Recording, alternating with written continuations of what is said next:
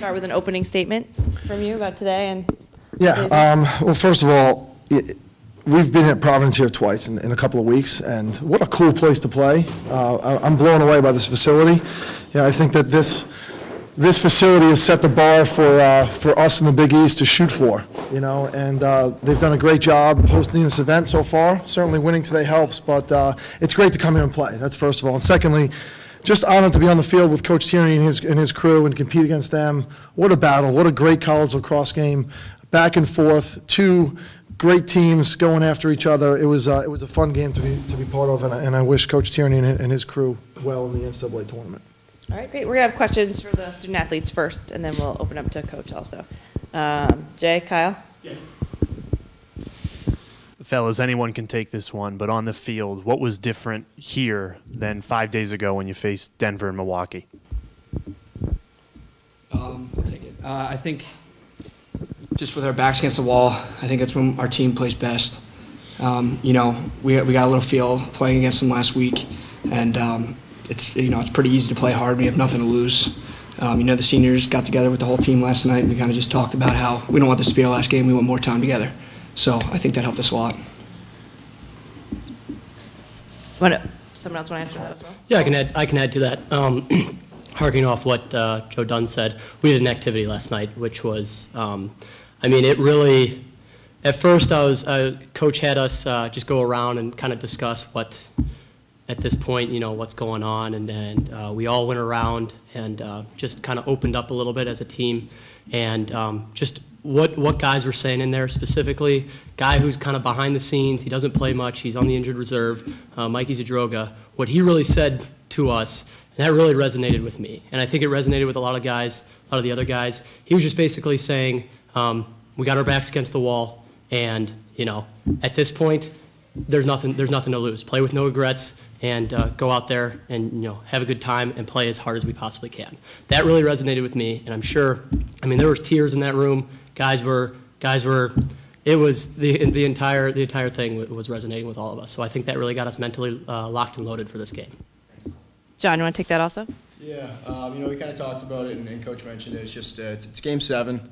Backs are up against the wall. We got nothing to lose, so we just played our hearts out, and I think that kind of pushed us through, and especially with the seniors, and after that, down to the junior, sophomores, and even the freshmen on the bench or whatever it may be. Everyone played like it was their last game and gave it their all. All right, next question, Kyle.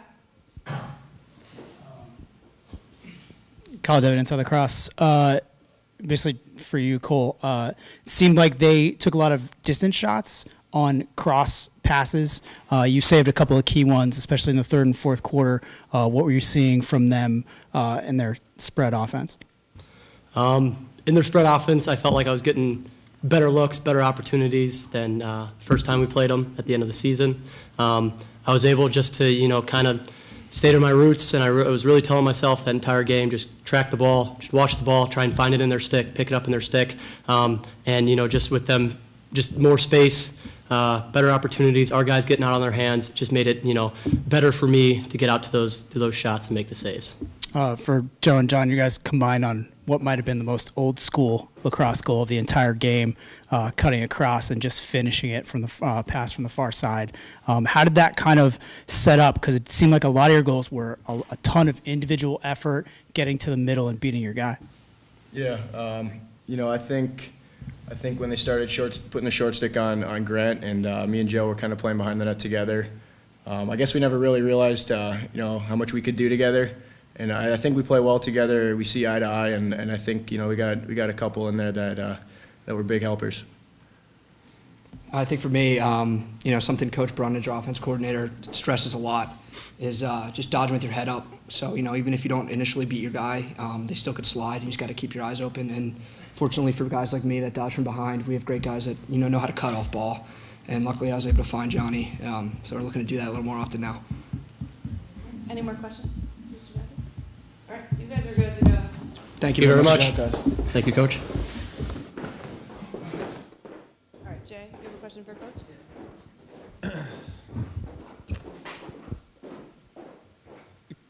Coach, I'll give you the same question I gave your guys. You know, you see this same Denver team 5 days ago. What were you able to do in such a short time to completely change the game around? Well, I think, you know, we have the advantage of having to play for our lives, you know, and last week it's irrelevant. It's 50-50 probability. You know, it's two different instances. You know, we didn't really look at last week's game too much as a team. We looked at it more as a staff and tried to make a few adjustments. But as I told these kids all week, they're playing their game 7. Every moment now is a game 7, and that's when you've got to relish those opportunities. So we had that on our side, and those guys didn't. So I can't say we played harder than them. I just think that we had the fear of this thing being over 2 hours from the game starting, you know, on our side. And I think that's a huge advantage in sports. It's a huge advantage if it's not both teams playing for exactly the same consequence.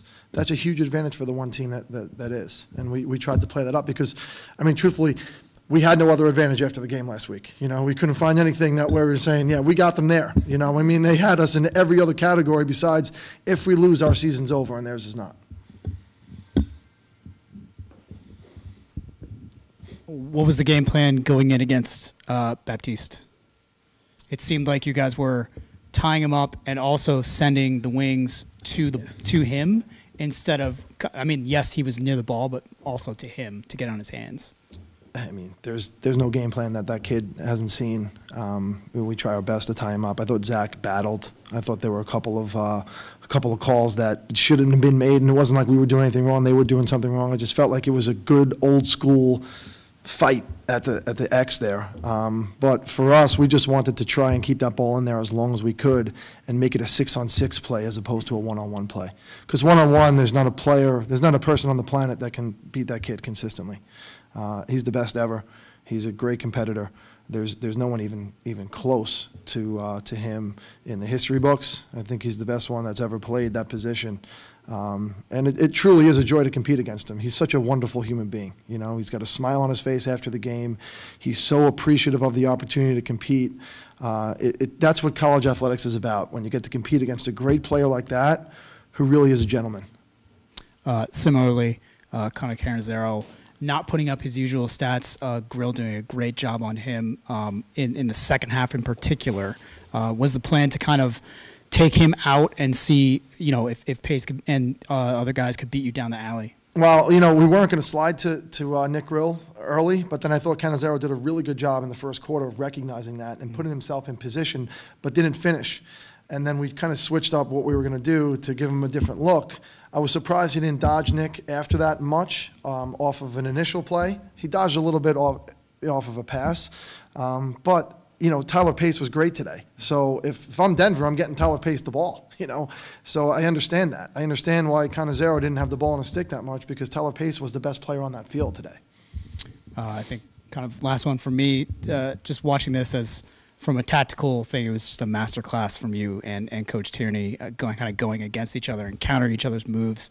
One of the things that I thought won the game was off-ball sticks in the lane, creating, you know, putting the ball on the carpet, and you guys battling for GBs, especially in the second half, because you got outground balled in the first half.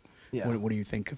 I mean, look, you've got to be so urgent and focused in every small play within the big play. If you're not in a passing lane against these guys, they move the ball so well and are so smart and so well coached, they'll kill you. You know, and credit to our kids for understanding how urgent they had to be and then executing. You know, they've understood it before, and they've been in the right spot. They just haven't executed it. Today, they executed it most of the time. Last question from Jay. Yeah, Coach, we heard your guys say how happy they are that they get one more game together, and that's what motivated them. You know, did you give them a message in the locker room that now you got to use that same mentality and, you know, just such a quick time turnaround? Yeah, look, we have experience on our side. We've been here before, so we understand what it takes in order to prepare. I told them the next 4 hours is most important to recover and just focus on themselves right now.